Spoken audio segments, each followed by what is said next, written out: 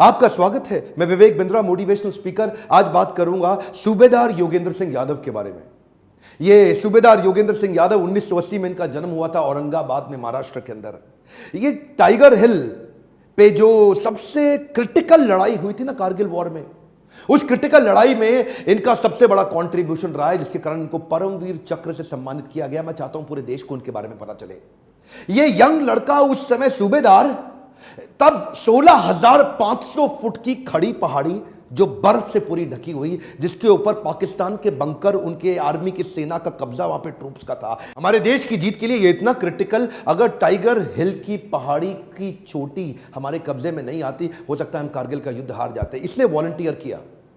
ये क्या बोला अपने लीडर्स को कि मैं चढ़ जाऊंगा इस पहाड़ी पे। उस समय लोग सोचने लगे, यार ये लड़का अकेला 16,500 फुट बर्फ से ढकी हुई पूरी पहाड़ी, खड़ी पहाड़ी। एक्चुअली पाकिस्तान भी प्रिपेयर्ड नहीं था। दूसरी तरफ जो प्लेन से, यानी कि प्लेन से जब ऊपर आते हैं तो वहां पे स्ट्रैटेजिक लोकेशन का एडवांटेज था ना पाकिस्तान की सेना के पास।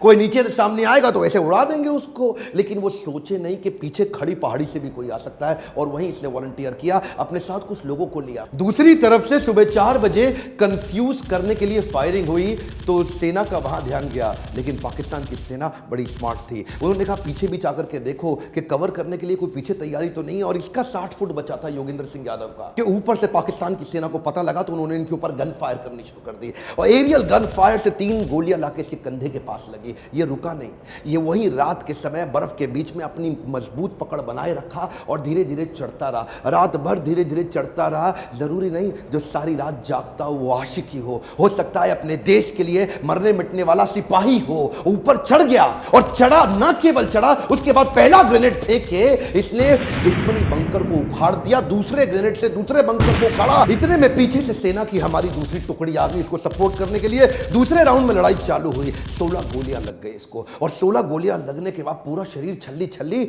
और ये वहां पे क्या बोला, कहता है दुश्मन को मारने से पहले अगर मुझको मौत आ गई तो पहले मौत को मौत के घाट उतार दूंगा। असली सिपाही देखिए वो नहीं होता है जो इसलिए लड़ता है कि सामने वाले से उसको नफरत है, वो इसलिए लड़ता है कि पीछे वाले से उसको प्यार है। परमवीर चक्र से सम्मानित योगेंद्र सिंह यादव के ऊपर ऋतिक रोशन ने एक मूवी बनाई थी अमिताभ बच्चन के साथ, लक्ष्य। और वो लक्ष्य मूवी में ऋतिक रोशन ने उन्हीं का रोल तो निभाया था। दूसरी कहानी मैं बताना चाहता हूं इयान कार्डोजो के विषय में। 71 में जब पाकिस्तान के खिलाफ जंग छिड़ी थी, उस समय ये गोरखा रेजिमेंट में मेजर हुआ करते थे।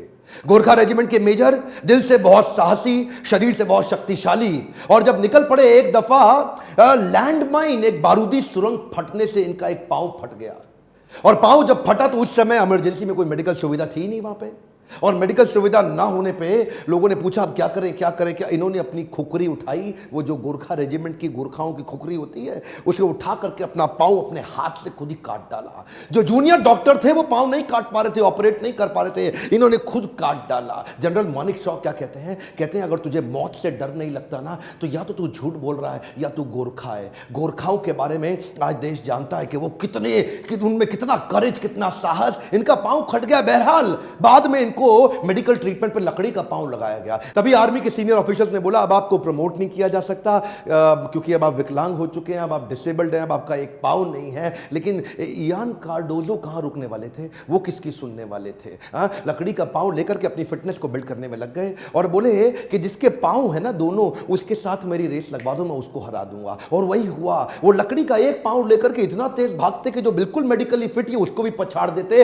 एक दिन अपना चेकअप कराने के लिए 6,000 फीट की पहाड़ी पर चढ़ के हेलीपोर्ट पे चीना जाके पहुंच गए। बाद में उनकी परीक्षा सेना प्रमुख टी एन रैना ने खुद ली। उनको क्या बोला, लद्दाख की बर्फीली पहाड़ों पे मुझे चढ़ के दिखाओ। और लद्दाख की बर्फीली पहाड़ों पे जब उन्होंने चढ़ के दिखाया तो ये एकमात्र ऐसे सैनिक जो देश के अंदर डिसेबल्ड होने के बावजूद मेजर जनरल की रैंक तक पहुंचे। साहस उसे नहीं कहते कि आदमी चलता रहे, साहस तो उसे कहते हैं कि अब चल नहीं सकता लेकिन फिर भी चलता रहे। ये शरीर की ताकत से नहीं होता, ये आत्मीय बल से होता है, जिसको जिसको हम बोलते हैं बिलीफ सिस्टम। आपको याद है ना विक्रम बत्रा के विषय में, वीडियो लंबा ना हो जाए तो अगले वीडियो में विक्रम बत्रा के विषय में जरूर बताऊंगा। कैप्टन विक्रम बत्रा क्या बोलते हैं, वापस लौट के जरूर आऊंगा अपने पिता को बोले, या तिरंगा लहरा के आऊंगा या तिरंगे में लिपट के आऊंगा, लेकिन वापस जरूर आऊंगा। एक्चुअली जो दुनिया भर के देश है ना, वो अपने आर्मी का बहुत सम्मान करते हैं। हमारे देश की आर्मी जितना सम्मान डिजर्व करती है हम भूल गए हैं उनको। फ्रांस की आर्मी के बारे में देखिए, सेकेंड वर्ल्ड वॉर में जो लोग शहीद हुए ना फ्रांस की सेना से, ये लोग क्या करते हैं, 11वें महीने की 11 तारीख को सुबह 11:11 पे ये लोग क्या करते हैं, खड़े हो जाते हैं मौन में उन सबको याद करने के लिए जो शहीद हो गए। यानी कि पूरा देश उस शहीदी दिवस को बड़े दिल से मनाता है। कोरिया में जाइए ना, नॉर्थ कोरिया में, नॉर्थ कोरिया का जो तानाशाह है उसने 65 लाख लोगों को आर्मी की ट्रेनिंग दी अपने देश में। 10 लाख लोग एक्टिव हैं आर्मी में, लेकिन 55 लाख लोग रिजर्व, अपना काम धंधा कर रहे हैं लेकिन आर्मी के लिए रिजर्व है, जिस दिन जरूरत पड़े आ जाएं। इसे कहते हैं आर्मी की रिस्पेक्ट। आप अमेरिका में जाइए, अमेरिका में अडॉप्ट अ ग्रेव का सिस्टम उन्होंने चालू किया है कि जो भी जितने भी लोगों को जो शहीद है ना अमेरिकन सोल्जर्स, उनकी ग्रेव को अडॉप्ट करने का सिस्टम बनाया कि एक आदमी एक ग्रेव को अडॉप्ट करेगा ताकि जीवन भर उसका सम्मान किया जा सके, रिस्पेक्ट किया जा सके। हमारे देश में क्या हो रहा है, हमारे देश के जो राजनेता है ना, पॉलिटिकल पार्टी, पॉलिटिकल लीडर्स, उनके स्मारक तो बनाए जा रहे हैं बड़े बड़े वीआईपी। मिलिट्री लीडर के स्मारक को कोई पूछता ही नहीं, और बनता भी है तो किसी गांव के अंदर ऐसे कोने में कहीं बनता है जहां पे जाके पशु पक्षी वहां पे मल मूत्र त्यागते, कोई इस पर ध्यान नहीं देता।